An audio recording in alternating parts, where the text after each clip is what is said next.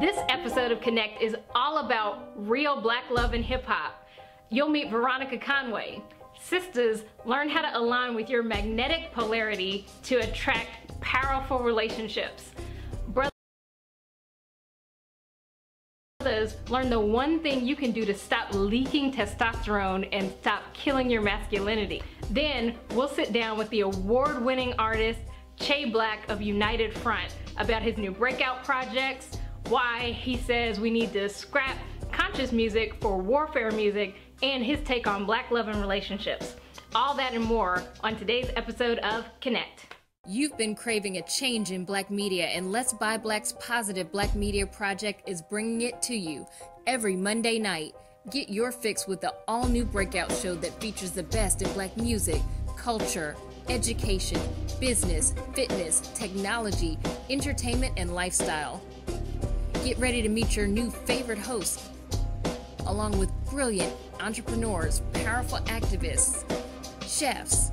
Watch a segment featuring your favorite positive black media producers, youth initiatives, community organizations, elders, business leaders, world leaders, hot entertainers, and more. Tune in Mondays at 8 p.m. to connect. Let's Buy Black 360. Let's Buy Black 360. Let's Buy Black 365. It's everything. We're blacking it out. Get plugged in and tune in to letsbuyblack365.com/connecttv. It's that time, y'all. Get on your feet and put your hands together. Welcome. Hi, welcome back to Let's Buy Black 365's Connect, everyone. I am your host, Nataki. And I'm Tyler. All right.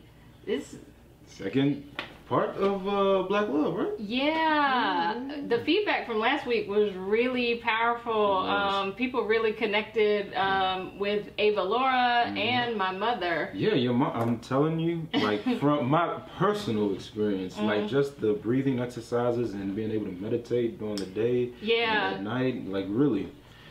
Yeah, I didn't really start until Saturday. Like, I don't know why I waited till the weekend, but I starting the day off Saturday, Sunday, and this morning with that. Yeah. Like, I don't know, not that I didn't feel stressed before, but it calibrates you differently. Yeah. And, you know, different people will invade your space with their negative energy. And so I think I was a little bit more hyper aware when she talks about, you know, get away from people who, and not that I'm around a lot of negative people, but it was just like, okay, I'm just gonna let that go. So it was really grounding. Your energy, and it helps to set the day out and calm you down at night too. Yeah, which I always, you know, I tend to be hyper, pass out, and so it's a little bit of a mental shift to like calm, reflect. What am I gonna do? So yeah, it was good. I loved it, and we're gonna continue with today, right? Yeah, we've got two really powerful guests. Today's show is about black love and hip hop. And it's funny because you don't typically think of black love and hip hop together in the same breath, right? So I think it's gonna be really interesting. We've got one sister, Veronica Conway, who I think is gonna you know, it'll take a second as you listen to what she says. I think sometimes brothers might be like, wait, what? And then sisters are gonna be like, what did she just tell me to do? But when you really take it in, I think, you know, I'm a firm believer in, instead of assuming that everyone has negative intentions, like, you know, you hear information and you're like, I don't like that. What's wrong with it? You know, instead of taking that approach, which is always combative, just reflect, like, what's the worst thing that'll happen if I actually reflect on this and try it? Exactly, and it also helps you so much with understanding yourself more and actually learning to listen. Yes. Learning to listen. Yes, which we can all use more of. Right. So, super excited. We've got Veronica with us today, and I have a feeling that, seriously, with the way people reacted to my mother, and like, I know it's going to be really powerful with Veronica. And we also have with us another Black Power Award nominee. He was nominated in the category of music, Che Black from United Front. I like that brother. And I listened to his music and like did some research. That brother's dope. Yes. For real. Yes. He's, you know, and so, you know, warfare music. We're going to talk a little bit about what is warfare music and see how warfare and love and real Black love, because we're not talking about just love in hip hop. We're talking or just Black love in hip hop. We're talking about real Black love in hip hop, and so I think it's gonna be a really great show. I'm excited. I'm always excited. Yes. Well, we're gonna take a break and we're gonna get right to it, and we'll be back with Veronica Conway. That's right. Stay tuned.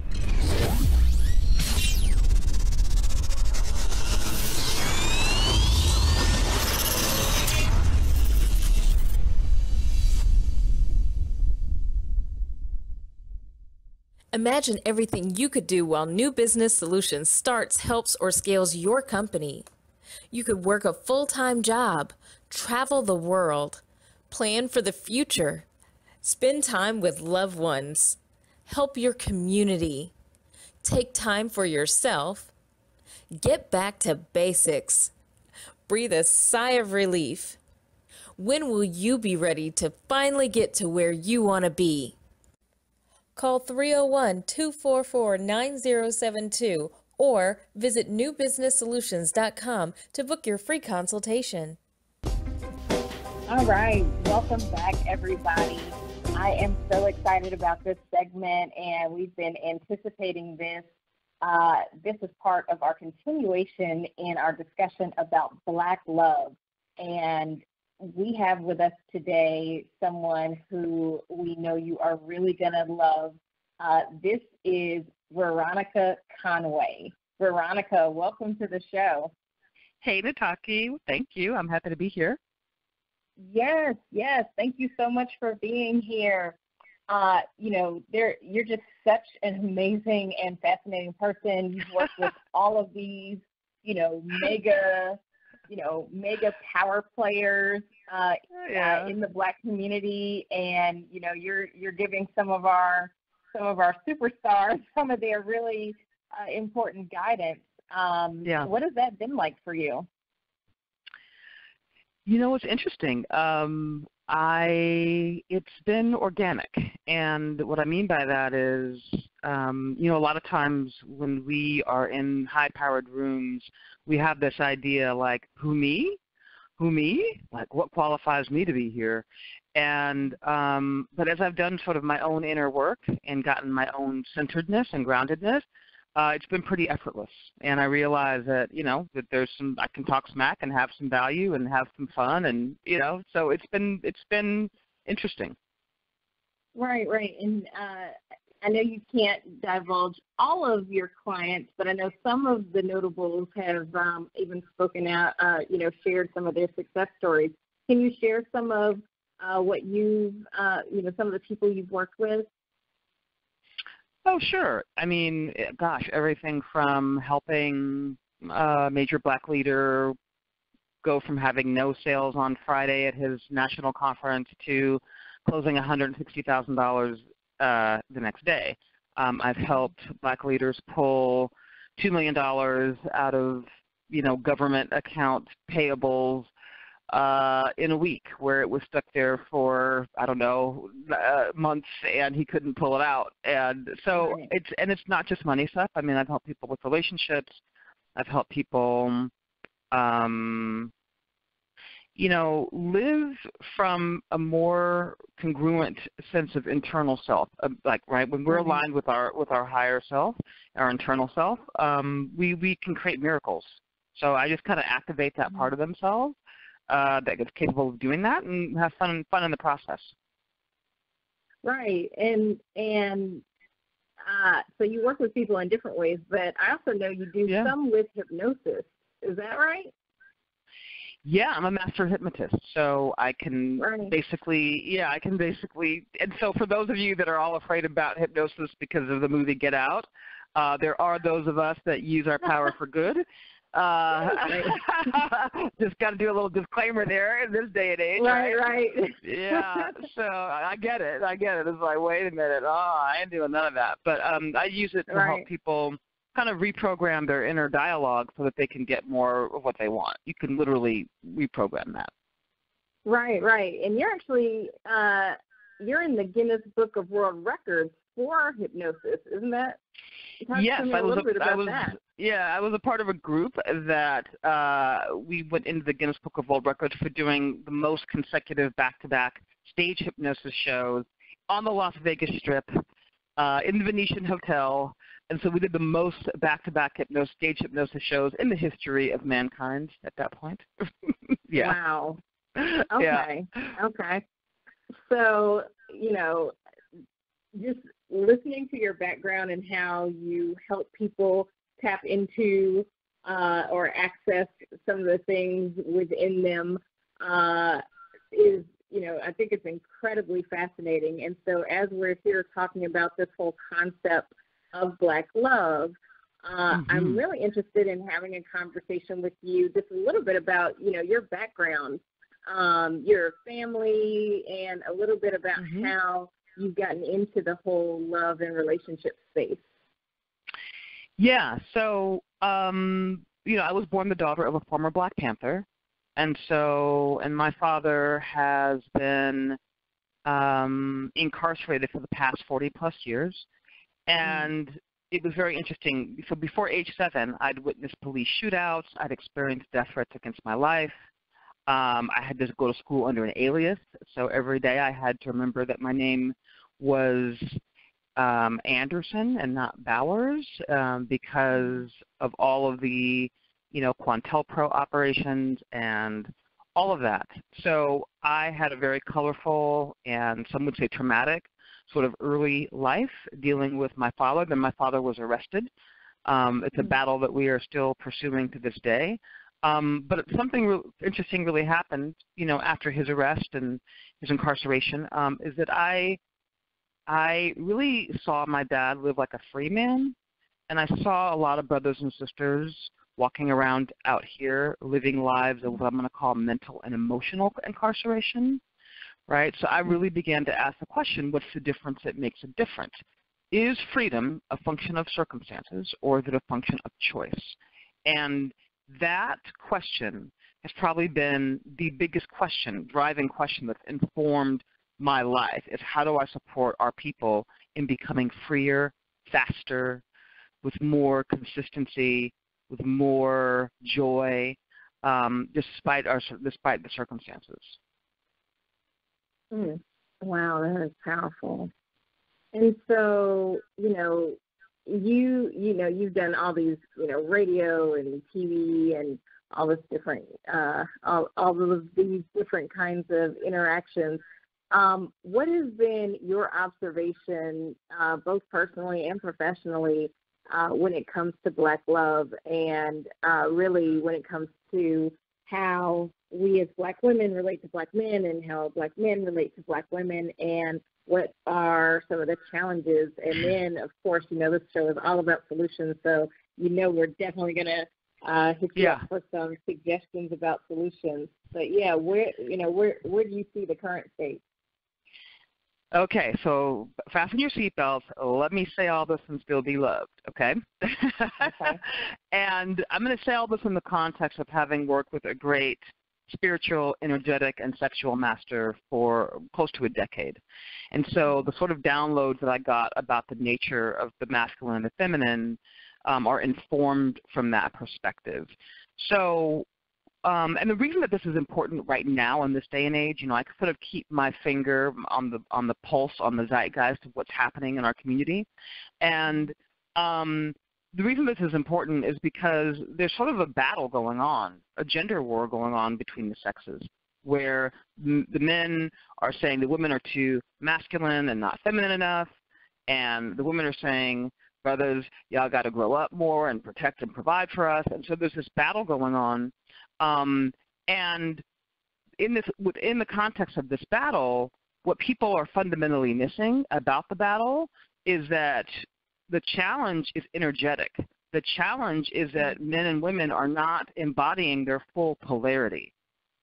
And so when you're not embodying your full polarity, the yin, the yang, the masculine, the feminine, you know, light, dark, you know, then everything gets out of balance. And the path to reconcile this is not an external path. It is an internal path. And so we have a situation where people, the male and the female, are pointing fingers at each other, not understanding that it's actually our individual responsibility to understand, to break down, and to deconstruct anything that would inhibit us from embodying our full polarity. So for men, that's the masculine, the divine masculine, I'm going to say, and for women, that's the divine feminine. So that's why it's important. So what I'm hearing is it's not the men alone, it's not the women alone, it's all of us, and there's work that we each need to do to get to a place where we can have some of the resolutions that we want. Correct. So the first thing that I want people to understand is that this is an energy world, right? It's an energy world. So we are all walking around not as solid people, even though it looks that way. We're all walking around as little bundles of energy, of electromagnetic energy, right? So the only reason that, you know, you look at a table and it appears solid to you, it's because your five senses can't perceive its vibratory rate. Your five senses are too slow to perceive that it is just all energy. So we are all energy. And what's true is that the feminine, when it's fully in its polarity, embodies the magnetic, and the masculine, when it's in its right polarity, embodies the electric. So the feminine is meant to magnetize, attract, receive, right? If you put a woman in a room with, you know, you activate her with some sperm and you give her some food and water, in 9 months she'll give you a fully formed human being. Not because she's, you know, constructing it like the masculine would, not getting a head and an arm and a leg and cobbling it together. She is magnetizing to her everything that she needs to create a fully formed human being. And so women are meant to operate in that polarity. She's not meant to struggle and suffer and push and drive the way that we've been programmed and conditioned to in this society. She's not meant to do that. She's meant to receive from the masculine and create with the material that he gives her, right? So she's magnetic. Well, he's electric, right? He's outer. He's charged. He's, you know, active. He's fiery. He generates, right? He's the positive polarity. He's yang energy. She's yin energy. So he is meant to operate in that fiery, powerful, outward, generative state. Right. Right? And so part of what you're seeing that's creating the dysfunction, and people aren't really naming what's at the source of this dysfunction, is the fact that in many ways, because our men are not necessarily embodying their full yang, positive, masculine polarity, the woman steps up to embody it. She starts to embody the masculine, and when she does that, she loses respect for him and doesn't know why. Wow. She doesn't know why. She just knows that if she's compelled to embody a masculine polarity, that she begins to treat him like a little boy and won't even know she's doing it. Right? So it's our role to understand. I want to just pause on that for a second. Yep, go ahead. I just, I'm really just, you know, connecting with what you're saying. And so, you know, for those of you who are watching on Time for an Awakening or Connect or BB2 Mikasa, you know, post your comments here. Sisters, have you experienced that? That feeling that a brother is not fulfilling that polarity, and where you feel like that you have to take on that role, and it somehow in your eyes or in your interaction with the brother makes you feel like you know, I know exactly what you're talking about. It almost puts it where you feel like a mother role. Correct. And it feels very maternalistic. Correct. And especially if you're in a relationship with the brother, it starts to affect every part of the relationship because, you know, naturally we don't want to have sex with our children. We don't, you know, we don't take, you know, advice and approach things the same way when it's coming from our child versus coming from our partner.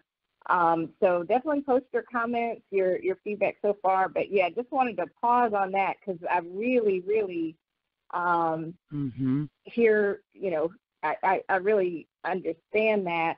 And I've hosted sister circles for years, and it's one of the biggest concerns that sisters come into the sister circle with.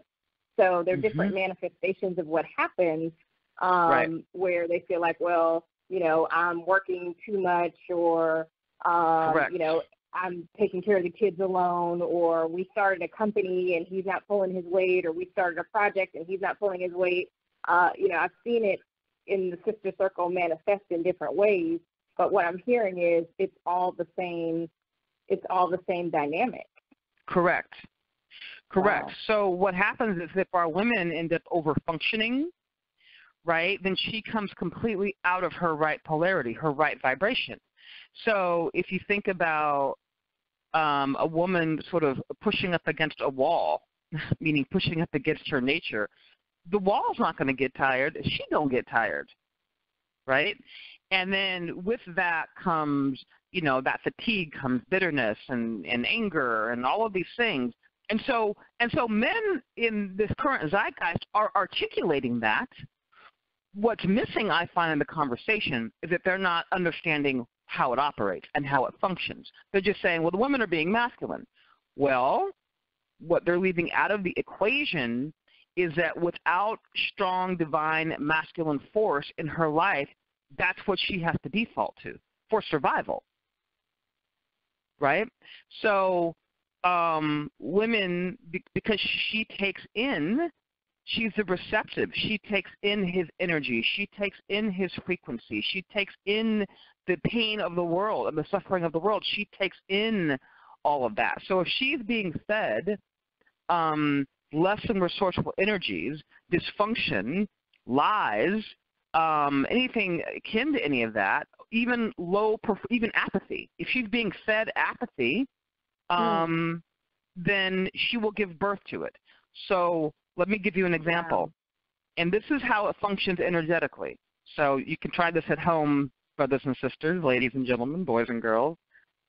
If you're engaging with a partner, are you talking about like a relationship partnership, or is this any so I'm saying sexually. Here's how a man can determine what's in his own consciousness. Okay. So when a man interacts with a woman, he sees her with what is in his consciousness, what he's carrying around as a thought, as a dominant thought or way of being energetically. When he interacts with her sexually, it'll take about 72 hours from the interaction for that to pass through her field, come up through her subconscious, and be birthed into her consciousness. So check her mood in 3 days. Is she cranky, irritable, tripping, right? Or is she loving and empowered and receptive and available? Whatever that is, she's given birth to whatever you seeded her with, right? Because that's what it is. The act of sexuality and interacting is not merely a transfer of bodily fluids. It is also a transference of energy. So one of the reasons that I think understanding this at this level is so important is because sexuality is what existence gave us to get everything born. And melanated people, as running a lot of energy and being highly sexual, it's one of the most powerful resources and tools that we have to get things born on this planet, and I don't just mean babies. I mean businesses. I mean visions. I mean economies. I mean communities. The thing is that because they've taken our ancient knowing from us about the way this functions, we use it oftentimes in its lowest possible vibration, not recognizing that it is our greatest tool and our greatest gift. And if we knew how to harness it and direct it appropriately through the law of polarity, we could give birth to anything that we chose to. Wow. Yikes.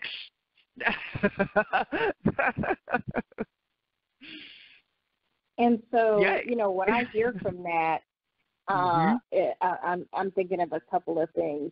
The whole concept, well, when we look at the complaints that we hear that there's so many single black women who can't find, who don't feel like they can find partners who match what they're looking for.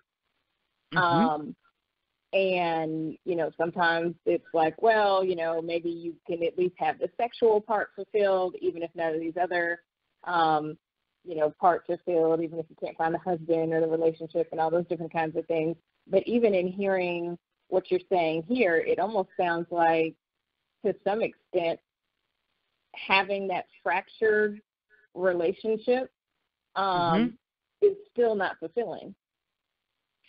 Right. Is that right? One of the things that we're going to have to do as women is I think we're going to have to take sort of an inner stand, do our own work, right? Our own clearing, our own self-care, and I mean self-care more than manicures and pedicures. I mean deep self-care around healing our sort of internal subconscious wounds, both at the subconscious level and at the soul level. And as we raise our own vibration, we will magnetize to ourselves high-powered, high-functioning men, right? And that's just how it functions. It's just that's sort of the law. So we have to do our own work and not worry about, you know, there's a big movement out here to sort of, well, women should just gear down and dumb down and settle, and it's not about that. It's about raising up our own vibration. Men will follow our lead if we do that. Now, I think that it's, you know, I read something interesting, and it was kind of interesting. It's like we teach women that they need to, that their biggest goal in life is to find a good man, instead of teaching men how to be better men, right? I know, to be right? so that they're findable, right? And that's not for women to mother, nag, or parent a man into. That is for the masculine to take responsibility for the masculine in his community and begin to impart that which is masculine. That is not, we can't keep leaving it to women to do that. Part of the issue has been this long intergenerational history of women having to raise men, raise boys, right? So the masculine has got to take responsibility for the masculine. Right. And so I know, you know, one of the challenges is, you know, there's so much going on. The whole Me Too movement is happening on one end, which, you know, hasn't really been our movement. You know, and honestly, I say it's not really a Me Too. I'm like, you know, as a black person, it's me still. You know, let's address that. Yeah, amen to that. Yeah. You know, looking at the role that some women have had to take on, it feels like sometimes it goes from, you know, men leaving the homes of their mothers and then coming into just another maternalistic household where that dynamic continues. It's just in a different way.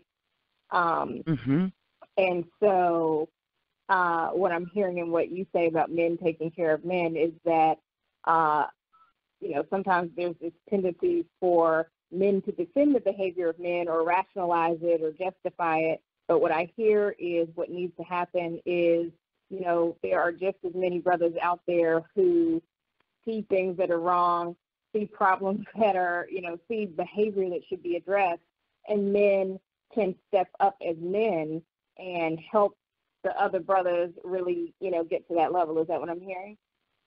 Yeah, I absolutely. But I think, you know, healthy masculinity, divine healthy masculinity, has to do its own spiritual work too. Just as women have to do, we've got to do our work, men have to do their work. And so both sides need to be introspective.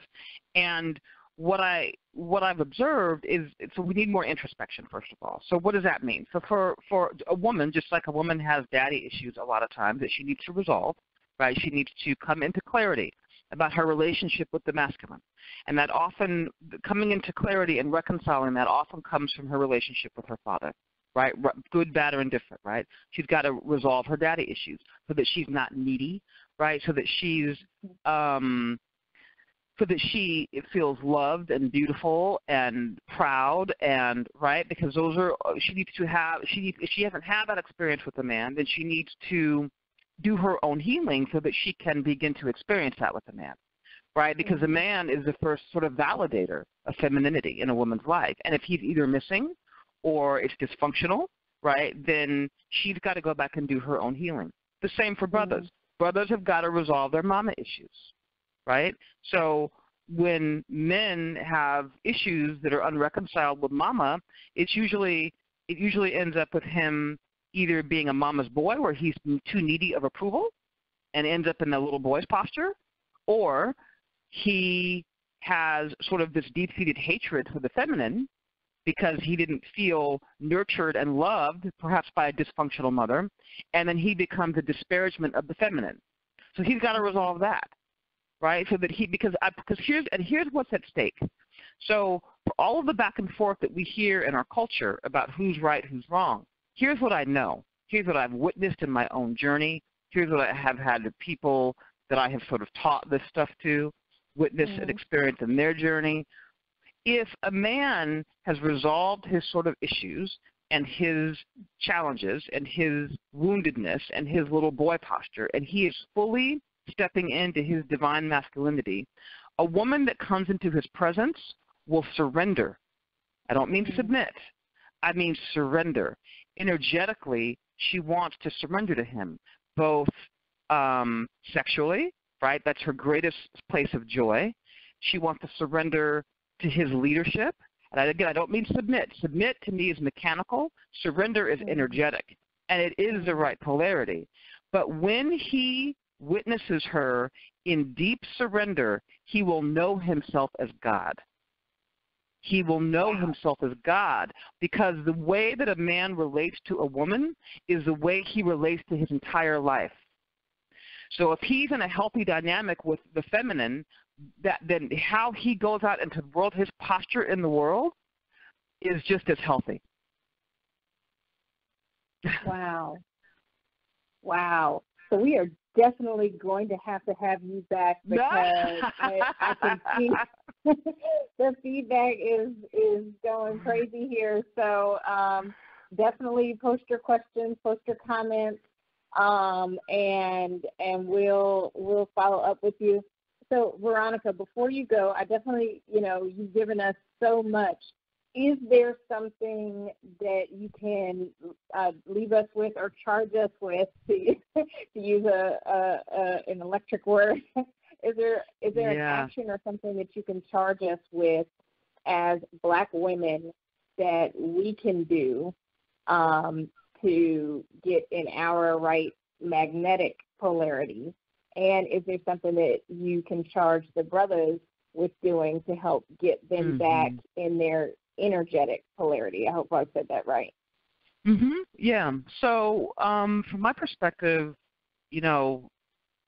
women are going to need to put themselves in a space of deep relaxation. Because our best selves are not achieved through the mental. We spend far too much time grinding our mental gears, which actually has an impact on us in terms of our sensual, creamy, nurturing, nectar-ridden fluidity. So if you are in a role, let's say, where you have to grind your mental gears a lot during the day, a lot of thinking, stop and dance. Take 10 minutes and dance. Wiggle your booty. Do something right brain to get your juices flowing again, because we can, if we get more in alignment with our magnetic feminine, we don't have to work as hard. We can pull and magnetize our reality to us as opposed to go out and build it the way the masculine does. We just can. Wow. We can magnetize it. So anything that you can do to get yourself into a more right-brained frame of reference as a way of being is far more powerful than grinding all the time. Okay? Wow. And so for our brothers, and this is going to be true for both women and men, actually, but the brother, tell the truth. Tell the truth. Tell the unfiltered, unvarnished, absolute truth. A man's testosterone is leaked. He leaks testosterone when he hides his truth.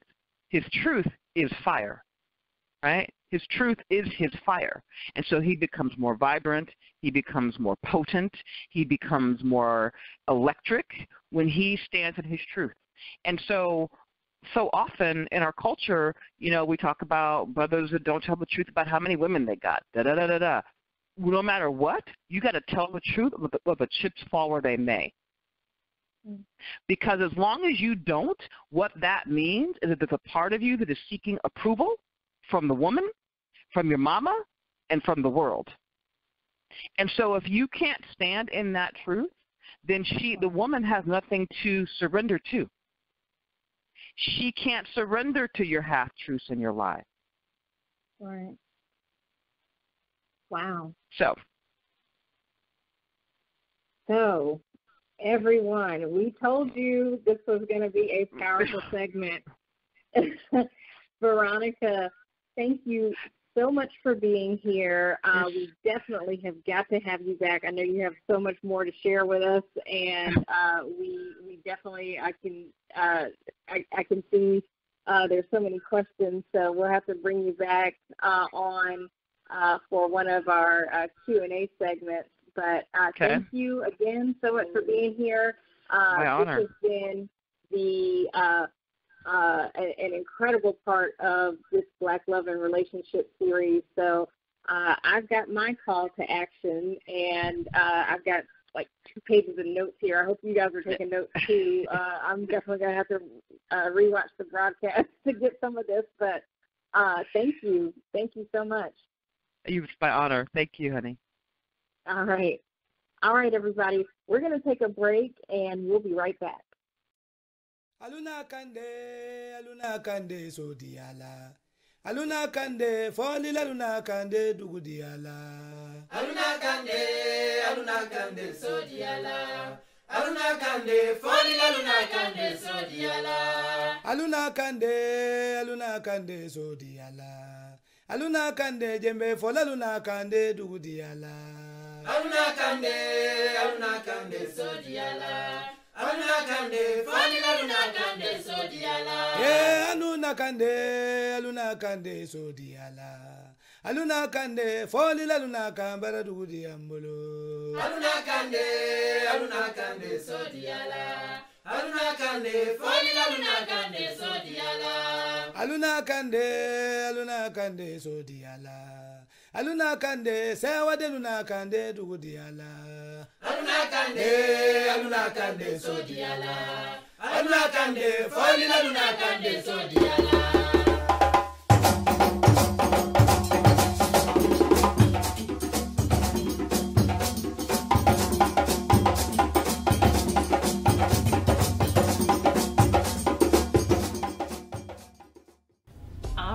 Everybody. Wow. Wow. That's all I could say as well. Yeah. She dropped some jewels. I got books and notes up there. I know. I'm I'm like, okay, so just, we should let people know, just rule of thumb on this show, even though it's not, you know, I mean, it's a lifestyle show, it's interactive, but you are definitely going to get some stuff that you want to take notes on, you want to watch with some friends, because I've actually re-watched some of the broadcast again, and I turn and I'm like, what? And I'm like, oh wait, I should watch this with someone so we can react together. Yeah, she drops some amazing jewels. Like the one, the way a man relates to the woman is the way that he relates to the world in his life, and it's just like, so true.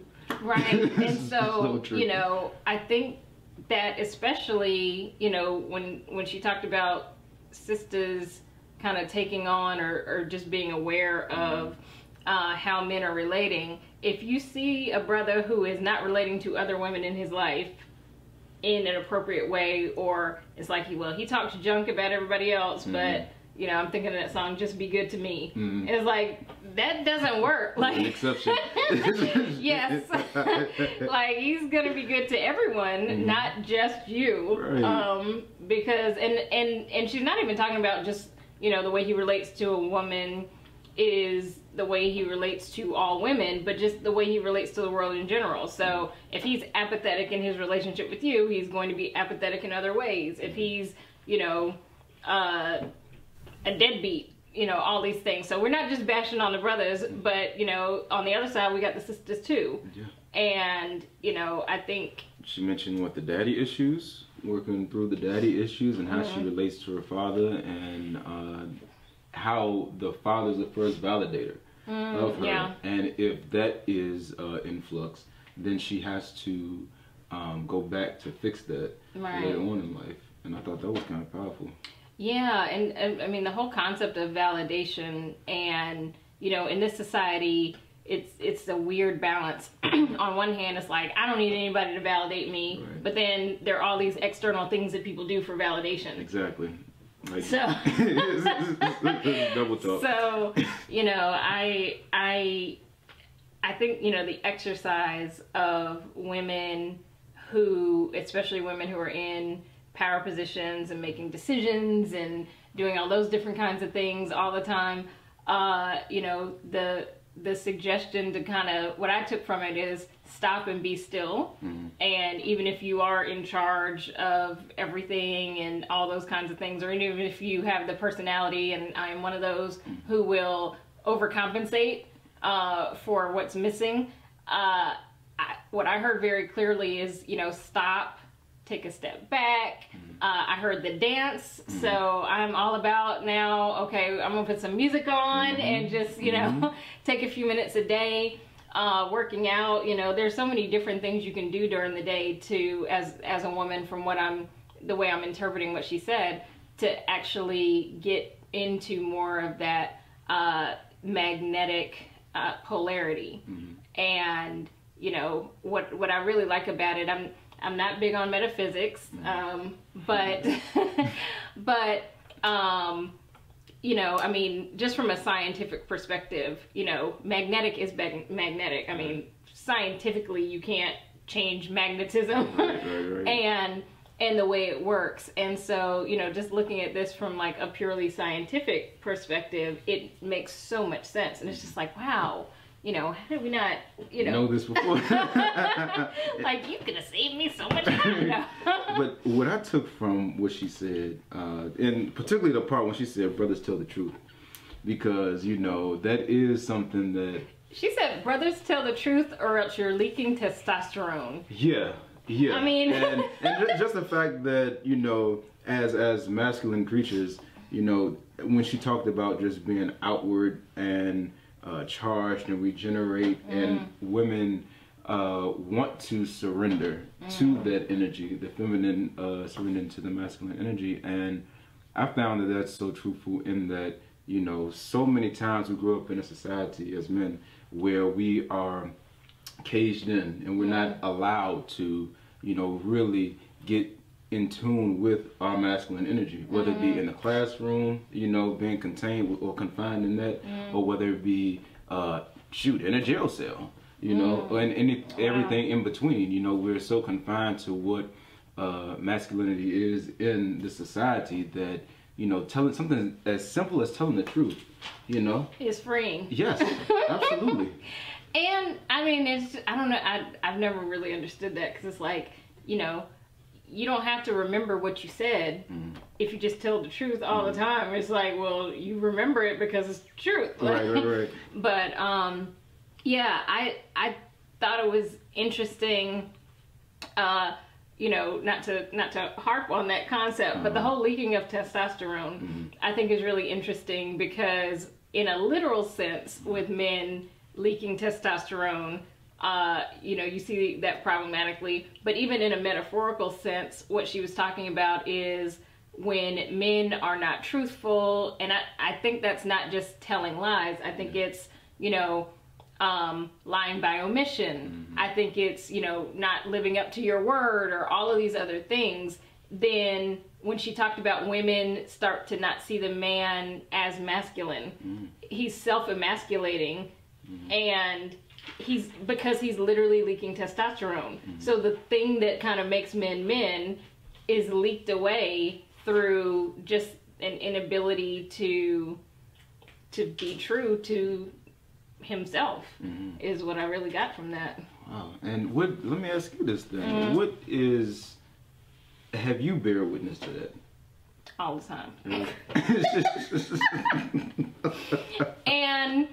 And so I'm going to work on it, because like I said, I tend to do the thing where if I see in a professional space, in a personal space, in a community space, if I see that masculine energy not stepping up, I will overcompensate and just make sure it gets done. And I have had, especially in, you know, romantic relationships, that feeling of like not seeing him as a man. And that feeling, like, I mean, that wasn't just a general example. I mean, I've had other sisters in the sister circle talk about it as well. But, you know, it kills the sexual relationship. It kills, I mean, it really kills the dynamic, because, well, I won't say it that way, but, you know, it turns the brother into a woman in a sense. And it's interesting that you say that, because she also charged us brothers to be able to check other brothers and making sure that we stay true to ourselves. So in a bigger sense of, you know, you see all these some issues that go on within community, and you may see the sisters taking care of the children, or growing up without a father in the house, and having like just that masculine energy in the household. And then you may have some brothers that are looking toward the women as, okay, well, that's yours, you got it. And we need more brothers in our communities to be able to step up. Like, no, brother, if you made that baby, you stay in the house with that, you know, you take care of it and stuff like that. And anytime that we see any type of action in which is not becoming of a man, then we check it. And, you know, it's interesting. I showed this film to a couple brothers, and I got some flack for it. Some people thought it was cheesy, but I mean, I thought it was a fantastic film. It's a film called Bad Dad Rehab, or Deadbeat Dad Rehab. And Malik Yoba and some other characters are in it. And it's really interesting that you... I don't even know how I ended up watching it. It actually came on YouTube, but and I don't normally watch movies on YouTube. And I will tell you, like, the first 10 to 15 minutes of it are hard to watch, because it's several characters who are deadbeat dads, and it's every stereotype of the deadbeat dad. So it's the intentional one, lots of babies' mamas. It's the brother who doesn't realize he's a deadbeat dad because he says he really wants to see his kids. He just doesn't, and he's not taking care of them, and doesn't realize it doesn't matter what your intentions are. The deadbeat is the action. So if you are not doing it, but I bring that movie up because it actually ends up being a really great storyline, because it ends up being, excuse me, the men who kind of check themselves and who realize, because of the influence of other men, what they need to do. Yeah. It's just about building community. And like I said, she's dropping jewels and knowledge. Please go back and rewatch this. Yes. And post your comments on the BB to Mikasa and connect. We're definitely going to have Veronica back, and you know, with that, we're running a little behind, but we've got another incredible guest. You know, that was a little heavy on the feminine side. We've got an incredible, we got a warrior here. So we said this was all about real Black love and hip hop. And so we're gonna take a break. We're gonna show you one of the music videos from our next guest. Really love this brother from United Front. Yes. The Black Power Award nominee group. And so, you know, a little parental advisory on this video. We kind of usually keep it a little bit clean, but the message here and the way it relates, we thought this was the perfect thing. So take a look at Warfare music. Check it out.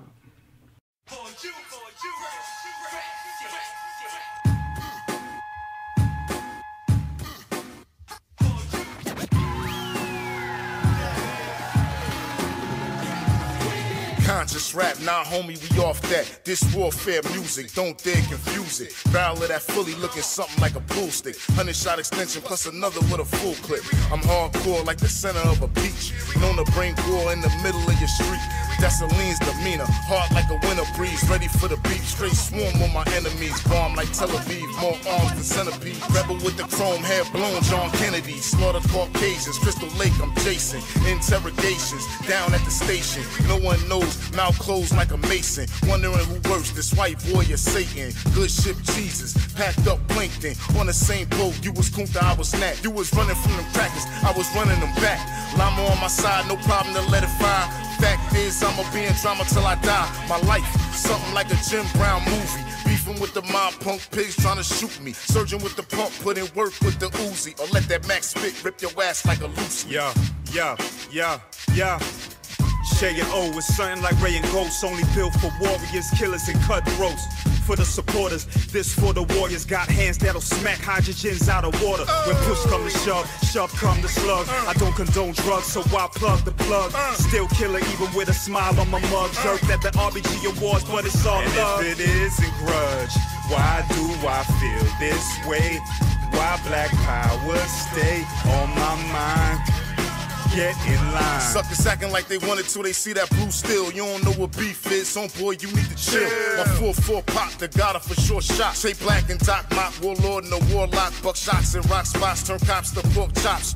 Crush like Carthage, crashing on Camelot. Divine architect from Kemet to Anglewatt. Asabo's in the house, can't stop, won't stop.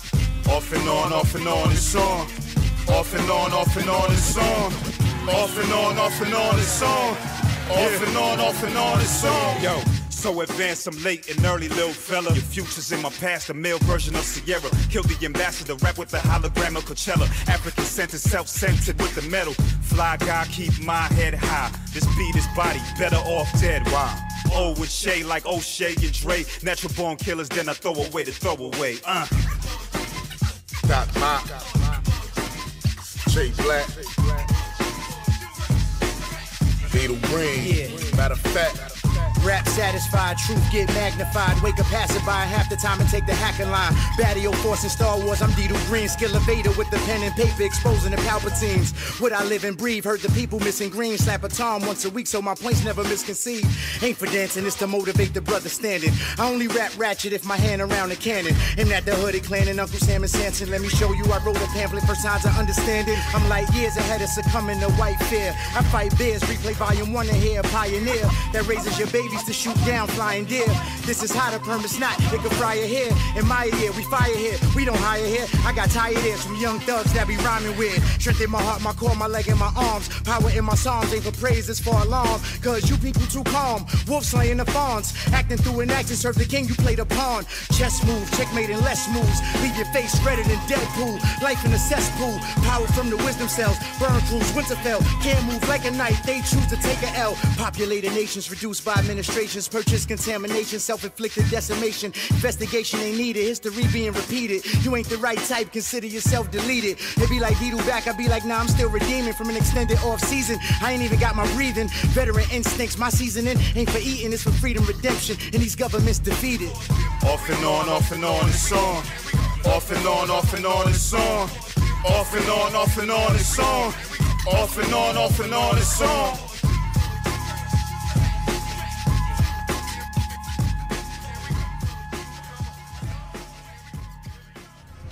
Hey everybody, welcome back to the show. We are super excited here today. We have with us Mr. Che Black, straight after the Black Power Awards. So you're a Black Power nominee. Welcome. Thank you. Congratulations on your nomination. Thank you, again. How do you feel about, I mean, this is just incredible. This is like a breakout project and you're immediately nominated for a Black Power Award. How are you feeling? I mean, it's exciting. You know, it's humbling. You know, I mean, I've been doing music for a while, but I took about a 10-year break. So, you know, to get back into it, to jump back into the music and to put out a project and then to be recognized as one of the favorite projects of the year. Right. And really, to be honest, you know, a lot of people, you know, it was a favorite of the year, you know, so. Yeah. You know, I couldn't, regardless of who they announced as the official winner, there's no way I could feel like a loser just being in the building, the people I was in. Right. You know, and the people I was mentioned next to, even with the music. You know, congratulations to the person who actually won, my brother Brick, the foundation. You know, that was the brother does a lot of work. He's been grinding for a while, so. I mean, as far as me and my work goes, you know, I worked hard on this project. And, so tell us a little bit about it. Well, you know, me and my brother Doc Maki, who's part of the United Front, you know, ensemble, because, you know, we're a collective. If anyone knows us, the brother Bomani Everybody Masa, knows you. Wally Masa, you got Dito Green, you got Brother True, and then you got myself. So, you know, we're the United Front collective. And then we got the Asafo family, which is, you know, the extended, which is the entire UF, plus my brother Akatunde, University Ad, my brother Ashe, you know, and my brother El, we call him Trillionaire.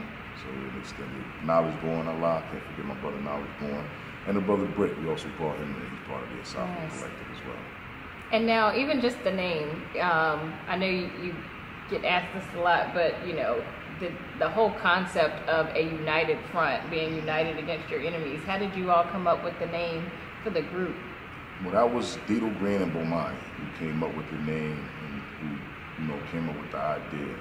You know, I came along in the group. I wasn't an original member as far as, you know, when the group first started. But, you know, I had been running with them for a while, and it was like being a member anyway. So it was only a matter of time for it. Was like I was getting identified as a member from outside of it. Oh, you're part of United Front. It's like, well, I be with them. I do the videos. So, oh yeah, I'm part of United Front. Right. You know, so, you know, but as far as the United Front goes, you know, that's what we represent. Even within the group, you know, everybody, you know, we all Pan-African, you know, we're all African-centered. But, you know, we all have our own, you know, flavor, our own thing, and, you know, we all come together and bring it, you know, we like Voltron, so to speak. Nice. Oh, I love that. I love that analogy. Okay. And so what's your favorite United Front song? My favorite United Front song is it's a mix, it's a toss. It's between Dear White Supremacy, which is Bomani Mas, and my brother Omuwali, Doc Maki, it's Front Pockets. It's a song that actually, I like it so much I put it on my project. Gotcha. So it's a solo song, but it's on my joint. Right. I like it that much. Okay. All right. So, yeah, talk a little bit more about your project. What, you know, how did it come together? What was the idea that really launched the whole concept? Well, anybody familiar with United Front's music knows that we're a warrior group. You know, we represent warrior. We don't do what's considered so-called conscious rap music. Right. We do Black Power rap. Right. And in the exact lane that we're in with the Black Power, we do warfare music. Our music is war-based if you listen to it. And within that, I looked at who I felt like wasn't being spoken to specifically in that lane of warriors. We have all types of warriors. And me, you know, my history is from the streets as far as, you know, in the community. And, you know, I deal with the street tribes and all of that. So I feel like I personally wanted to make a project coming from that point that can speak to those particular people out there. You know, speak to the people out there who they know something's wrong, but they might not got it. They might not be familiar with someone like Canal Kambon.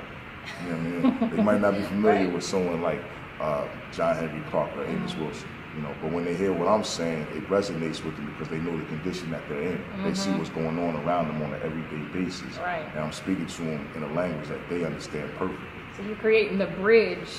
Wow. Indeed. And literally waking people up. Indeed. Well, you know, I try not to speak too much to the choir because the choir knows what time it is. Right. We know what to do. We just got to do it. You know? Right. And they're either going to do it or they're not. So Exactly. we need to also create more warriors and help people who have that warrior spirit but don't know where to channel it to find the right outlet. So this is, you know, really, really appreciate you, brother, for making this happen. I appreciate, you know, the fact that I had a place to make it happen. I appreciate the fact that, you know, the culture is open enough for me to be able to put that contribution in there. Yeah. Because like I said, when I looked at the landscape, I looked at what I could add on to. I didn't look at how I could jump in the mix and be a part of what's already there. But I looked at how I could put something down, how I could lay a brick in this house, what brick I could put to the foundation of this house. Right. You understand what I'm saying? And that's what I looked at. I wanted to rebuild the house, and I wanted to. This is my brick in this monument. You know what I'm saying? And I don't think that before I put this project out, there was anything similar to it as far as the energy and who I was specifically talking to and coming for. But I do believe that after this project, there's going to be more to follow, and I don't have to come back and do it myself. I feel like I opened up a lane for people because, you know, I might not have been the only person. You know, I might have been the first to come out and do it like this, but I'm not the only person who feel like this, who does it. And other people might not know. They might be stuck on trying to copy. You know, they want to be like my brother Bomani, or they want to be like Umawali. They want to be they think they got to be super intellectual, or they got to be super, you know, warrior, talking about. Nah, there's different lanes, and you know, I figured out. I feel like this one needed to be open. You know, to really let people go with what resonates with them. So powerful. Exactly. So what's next for you? Well, for me, I'm focusing on, you know, anyone knows me knows I did a lot of the visuals. I did all the videos with the exception of one of my favorite United Front songs, My God and My Gun. Also one of my favorite videos, which was done by a brother named Njama, a good close friend of mine. But brother Njama did that video. But anyway, anyone knows me knows I do the music videos, and I also do other videos and visuals. I've done some work with my brothers out here, RBG. Yeah. So, you know, I did the... Big fan of his on the show. I did the Flag Fly High video. Talk to him, Dr. Clark. He called for the unity and the redemption of the African world. Salute them honorable Marcus Garvey. We were not ready to listen then. They might not have been ready then. There's wonder whether we are ready. Ain't no doubt about it. To listen. We ready, baby. Now. Let's go. Yeah. A flag fly high. Woo. Flag fly high. Flag fly high. Black fists in the sky, waving side to side. If the flag fly high. Come on. A flag fly high. Flag fly high. A flag fly high. RBG's on the rise. All eyes will recognize a flag fly high. Hold it high.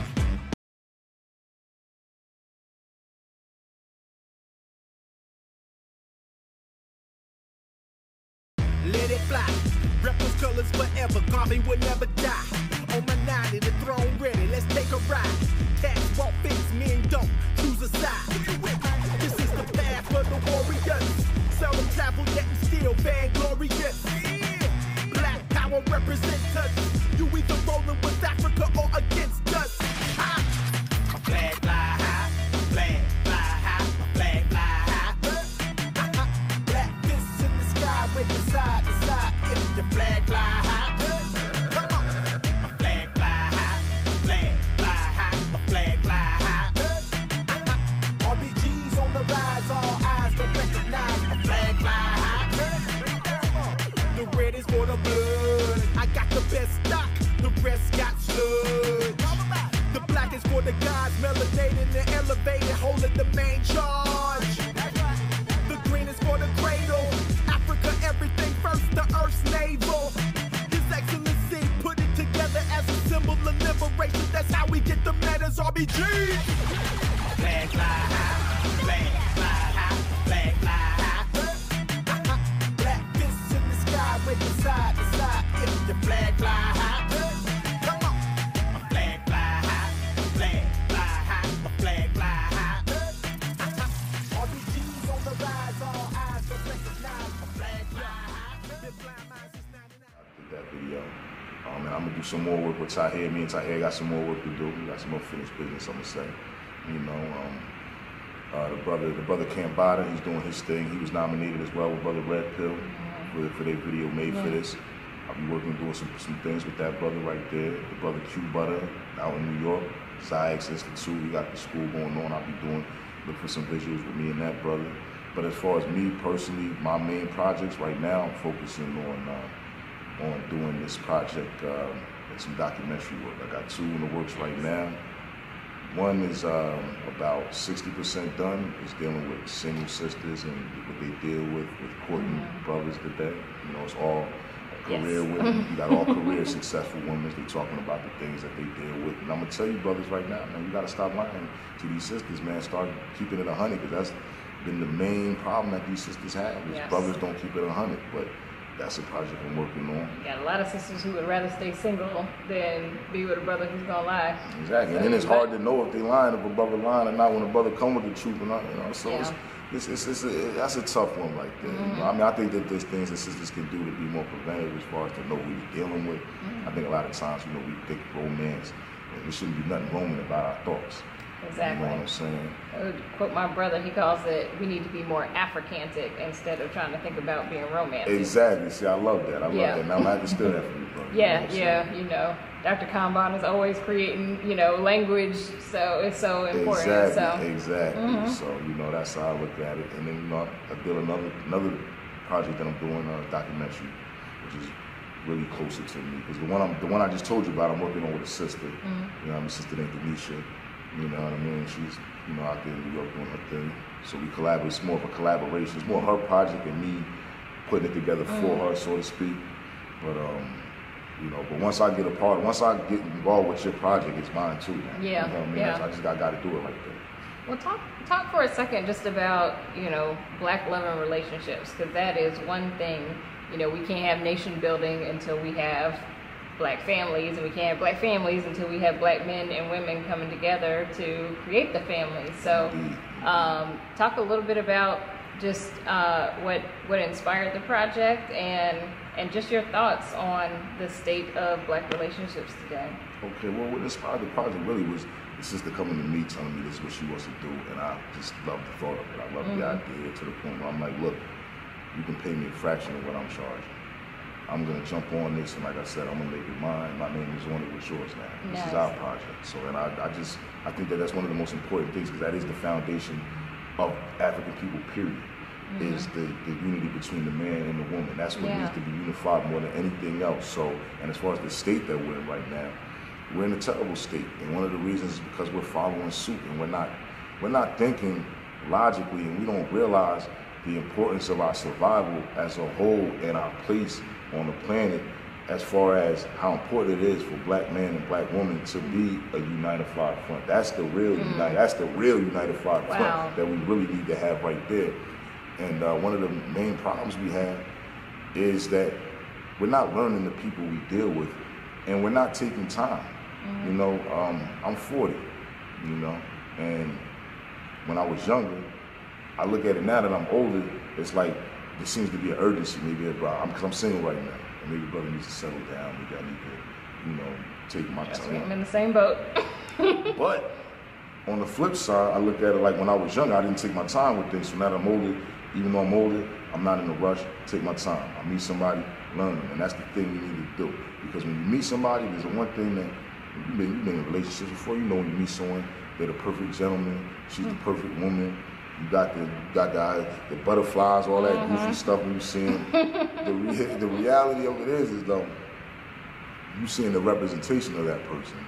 And a lot of times a sister will meet a brother, you know, and the brother got on that mask. So you're not seeing who he really is. But here's the thing, when you wear a mask, the one thing, if you ever, I mean, you don't do Halloween and all that goofy stuff. But if you've ever done that before, which a lot of us have, you know what I mean, then you know, when you walk around with a mask all day, you know, when you out there trick-or-treating, the one thing you always got to do every few houses is, you got to get that air. You know what I'm saying? If you ever worn a mask for any period of time, you know, no matter what, even if no one's looking at you, well, when you meet somebody, you know, you got to be careful about the mask that they wear. And you got to be mindful that they're going to take that mask off for that breath. And you got to watch. When they take that mask off for that one split second, you got to pay attention and know, oh, that was the real, that was them. That was their real face I just seen. One of my favorite quotes is, if someone shows you who they are, believe them. Believe them. Absolutely. And that's the one thing. We're not seeing it. We're not recognizing it. Or we want to rationalize it like, I know they did this or said this or didn't do what they said they were going to do, but let me rationalize it and think that it's not what it is. And it's just like, how many examples of true behavior do you need? Exactly. You know, like, you know, we don't learn each other, and that's one of the main problems that we have in, you know, with black relationships is we don't learn each other. Right. You know, and like I said, we're following suit.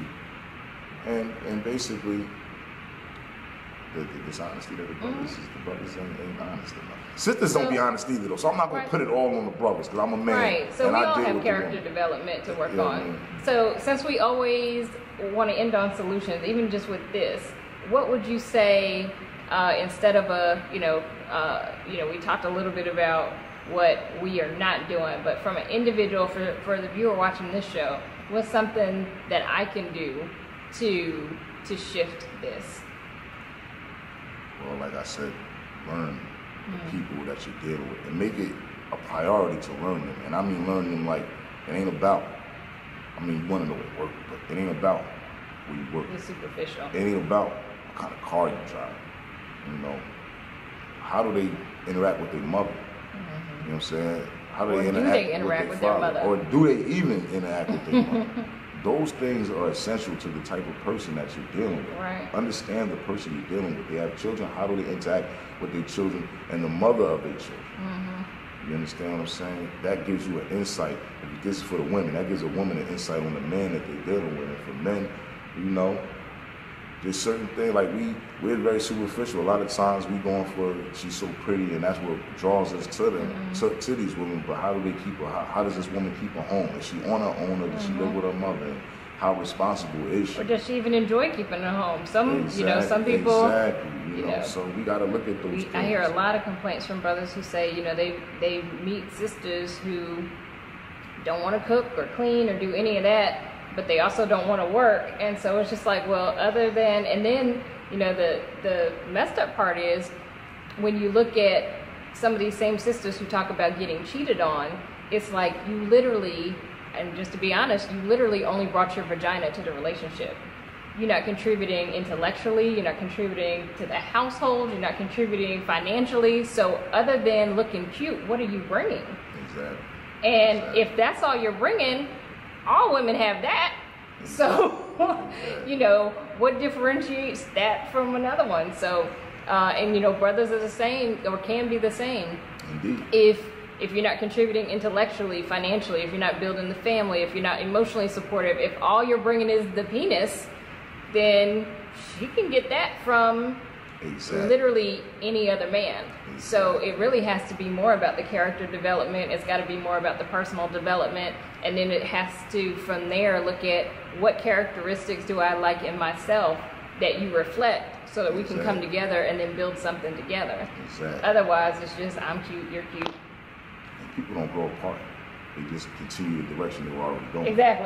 Exactly. So, you know, that's not real. You know, we just grew apart. No, I was always going this way. You was always going that way.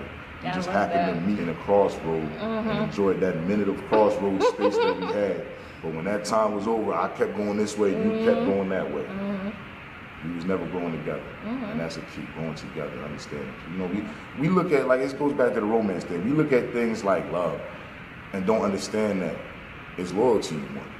You know, we look at things like, we don't understand respect, trust, And understanding is what actually holds the relationship together. I can understand you. You know who I am. I know who you are. You know what I mean? So there's certain things I know I'm not going to go there with you. You're not going to go there with me. And these are places we're always going to go because we understand each other. I trust you. I know what you're doing. You know what I'm doing. I don't have to question certain things about you. You don't have to question certain things about me because that understanding and trust is hand in hand, you know. And that reflects even in how we speak to each other, because it's not coming from a place of, I know you're about to do something to betray me, because that's not even how we came together. So. And that's how you get respect. Because now I can respect you. I respect, you're my woman, I respect you. There's certain things I'm not going to call you. There's certain things I'm not going to say to you.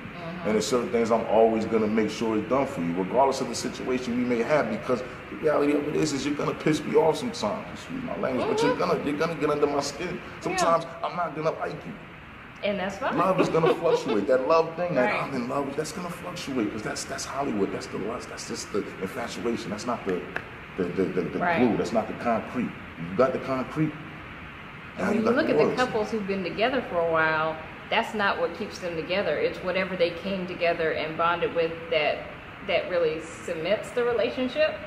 And that way, when the love goes up and down, it doesn't matter because there was something bigger. It doesn't make you run out to the next person because now you're not feeling this person that you laying down with today, so you go to do something that you shouldn't be doing with this person, or it doesn't create you having feelings with this coworker or with this person out here because you grounded in your principles, you grounded in the three things that I mentioned, like trust, respect, understanding. You know, I'm big on loyalty. You know what I'm saying? I'm big on loyalty. Can you be loyal to me? You know what I'm saying? You can love me and not be loyal to me. Unfortunately, people don't understand that, but it's real. It happens all the time. Yeah. So. You know. All right. Well, that's all we have time for today. I'm sure, if nothing else, some of the single sisters out there want to check you out. But definitely got to check out the Brothas projects. Follow Brother Che Black. And this is Nataki with Let's Buy Black 365. We'll catch you next time. And I really appreciate the brother because he kind of tied together the previous episode when we had Nataki Kambon talking about just knowing yourself and really understanding who you are as a person before you enter relationships, and then what the sister Veronica was saying earlier, just about the issues that you may have with your mother as a brother, and being 100% honest. Yeah, I think what I heard as an overwhelming theme from everything is that truth thing. My mother talked about being true to yourself, and Veronica talked about truth, and he's talking about truth. So, and they didn't hear each other's interviews, so to hear it resonated so many times by people who lead in that. And I just really like, originally that interview wasn't gonna be about love and relationships, but I'll be honest, I think it's incredibly sexy to hear Black men talk about what Black men can do to really step up and be to be partners in relationships, and to really talk about Black love, because you don't often hear that discussed in those spaces. And I think the balance of hearing warrior and warfare music and understanding that it's still in the context, the reason that warriors are needed is to protect the communities, families, and women, and not in a paternalistic way, but men are supposed to be protectors. And I really love the concept of the warfare music, and in the context of creating warriors who will be better partners for sisters. Exactly. So, and it's happening. Like there's a narrative that talks about, oh, it's not happening out here, and you got brothers that aren't. It's happening. Yeah, and I would just say, I think we need to be mindful that as these warriors stand up, other warriors need to surround them, because every time in our community that brothers stand up and make these kinds of bold statements, they're attacked. Absolutely. And so, warriors can't stand alone. That's true. And so I'm just excited that, the whole message in this music is about creating more warriors, so that warriors can kind of band together and be stronger. Yeah, I love it. Well, we are out of time. This has been a special extended edition. Absolutely. It's so much you cannot contain. We talk about black love, you can't contain it. You gotta allow it to flow sometimes. So, you know, 3-part series. This was an extended because we, you know, real black love and hip hop is what we promised, and I think we delivered. We did. I think we did. Yeah, the feedback is we did. So, people want to hear more from Brother Che Black of United Front. People definitely want to ask questions. So later in the season, you'll be able to call in and ask questions. So we'll get some of those answered. In the meantime, definitely download the Abibi to Mi Casa app and the Abibi to Mi chat. Connect with us on Connect. And next week, we'll be back with part 3 of Black Love and Relationships at our regular time, Mondays at 8 p.m. Black it out.